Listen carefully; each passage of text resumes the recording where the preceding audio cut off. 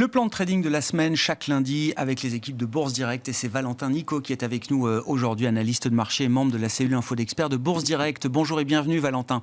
Merci beaucoup d'être avec nous. Bon, le plan de trading de la semaine et au-delà, on va essayer de se projeter. On a beaucoup commenté évidemment la purge des marchés depuis le début de l'année. L'idée était de faire un premier état des lieux, notamment sur le plan technique. Est-ce que les baisses enregistrées pour les indices majeurs sur la première partie de l'année sont suffisantes pour limiter désormais le risque à la baisse? Quand on regarde par exemple l'indice américain S&P 500, l'indice de référence, en dézoomant un petit peu avec une vue mensuelle, on constate que l'indice reste dans un trading range et continue d'évoluer dans un canal bien identifié, mais plutôt dans le bas de ce canal. On reste assez proche de zones d'alerte quand on regarde le S&P 500, Valentin.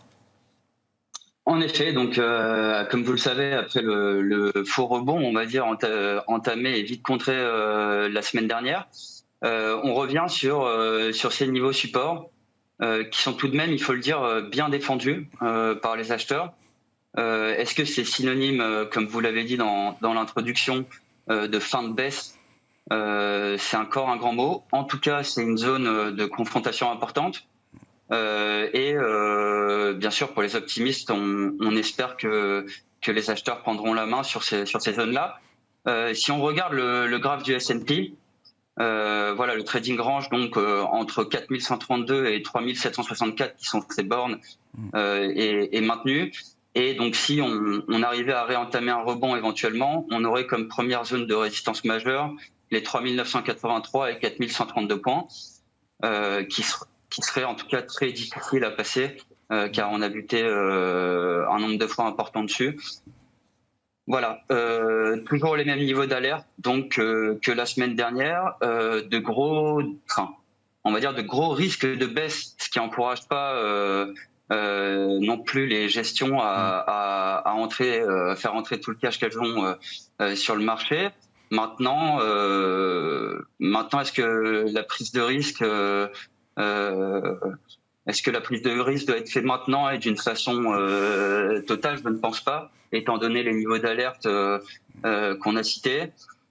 Nous, on envisage plutôt deux scénarios. À vrai dire, on a celui donc malheureusement négatif, sauf que nous, on n'envisagerait pas, une baisse de 10% comme le consensus le promet, c'est-à-dire une dernière jambe de baisse qui permettrait à l'ensemble du marché de re-rentrer. Ça, on y croit de moins en moins. Donc, si jamais c'est un scénario négatif, on pencherait plutôt sur une véritable dernière baisse, voire supérieure à 20%. Ouais, c'est ça.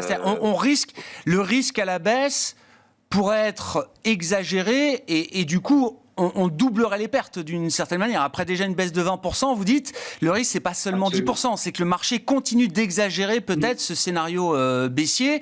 Et 20-30%, enfin 20% de baisse supplémentaire, effectivement, ça doit limiter, comme vous dites, la prise de risque à ce stade. Exactement. En tout cas, ça encourage pas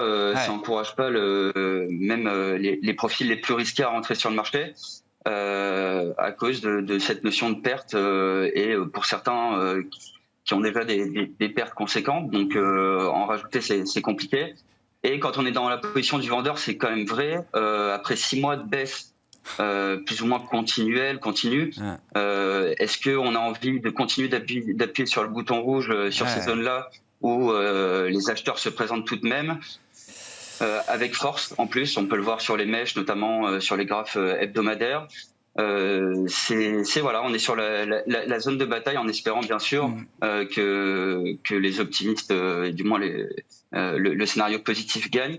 Pour le scénario positif, nous on verrait du coup si on arrive à préserver ces niveaux-là, on verrait plutôt donc une hausse graduelle qui forcerait plus ou moins les gestions qui sont quand même en grande partie cash à rentrer progressivement dans le marché, plus ou moins par FOMO. Donc la peur de rater le mouvement traduit du mot Fear of Missing Out en anglais, et qui alimenterait donc cette hausse graduelle. Ce qui serait d'ailleurs dangereux parce que quand on monte sans raison fondamentale et sans moteur, on va dire logique, c'est toujours un peu dangereux. Donc voilà, on surveille ce trading range. Comme vous l'avez dit, on est en zone basse, c'est défendu. Le début de semaine, on l'espère, sera plutôt positif.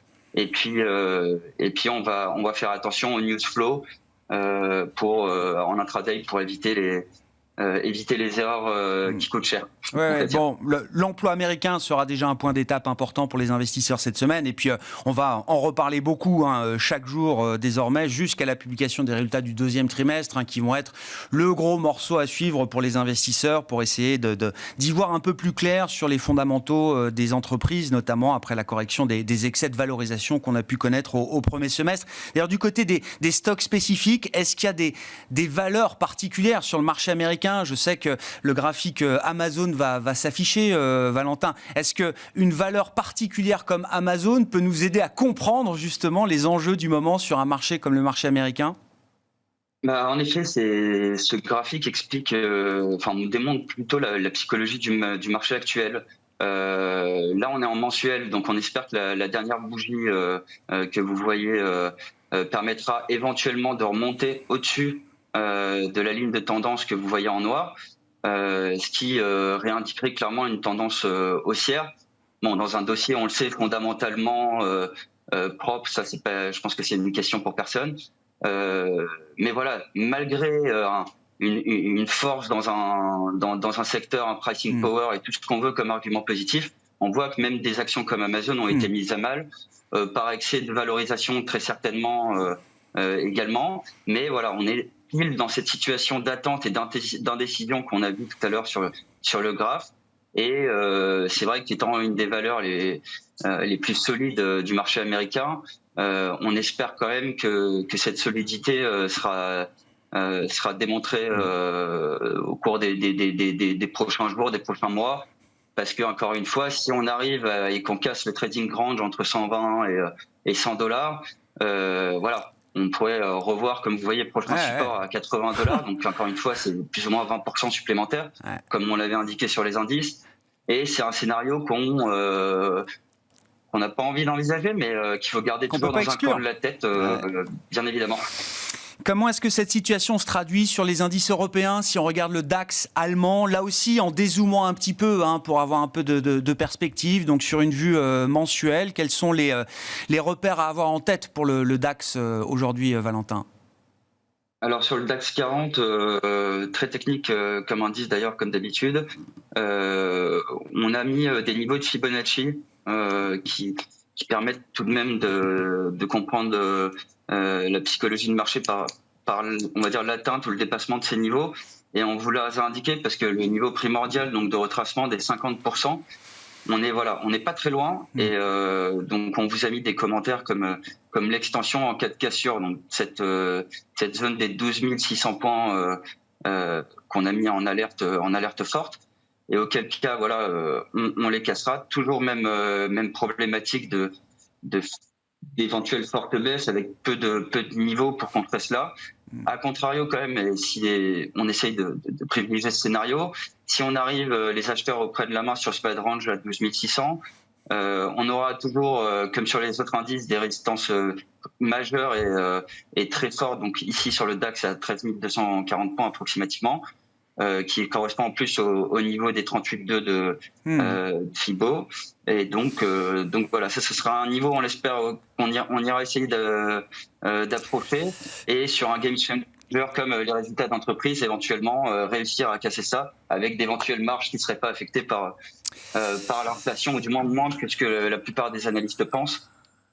Scénario également probable. Donc voilà, on est dans ce phénomène d'attente. Non, mais j'entends bien. Le risque de baisse supplémentaire ne peut pas être exclu aujourd'hui, que ce soit aux États-Unis ou en Europe. Et pour le risque à la hausse, il y a encore pas mal de boulot à faire quand même pour sortir de zones d'alerte ou de zones de pression baissière. Si on zoome cette fois sur le CAC 40 en 14 heures en vue journalière, Valentin, là, quels vont être peut-être les enjeux assez immédiats pour les prochaines heures ou les prochains jours à Paris? Alors sur le très court terme, toujours cette zone importante d'accumulation. C'est vrai qu'on on y retourne après le rebond voilà, qui a été mis à mal la semaine dernière, où on a, comme vous le savez, pas réussi à combler cette zone de gap un peu au-dessus des 6170 points approximativement. Et on espère pouvoir la rejoindre avec des éléments éventuellement macro cette semaine qui pourraient être pourquoi pas positifs ou moins négatifs que prévu en tout cas. Auquel cas on se rapprochait de la borne haute du trading range, donc toujours 6134, 5838. Et si on arrive à casser cette résistance, comblement du gap, et là on verrait éventuellement des jours meilleurs avec pourquoi pas l'atteinte de la borne haute du canal baissier de moyen terme qu'on vous a tracé, dans lequel on est depuis un moment maintenant, et on espère sortir. On est sur voilà, comme la semaine dernière, niveau d'indécision les plus forts. Donc cette semaine, en termes de psychologie de marché décisive, pour savoir ce qu'il en adviendra de l'été.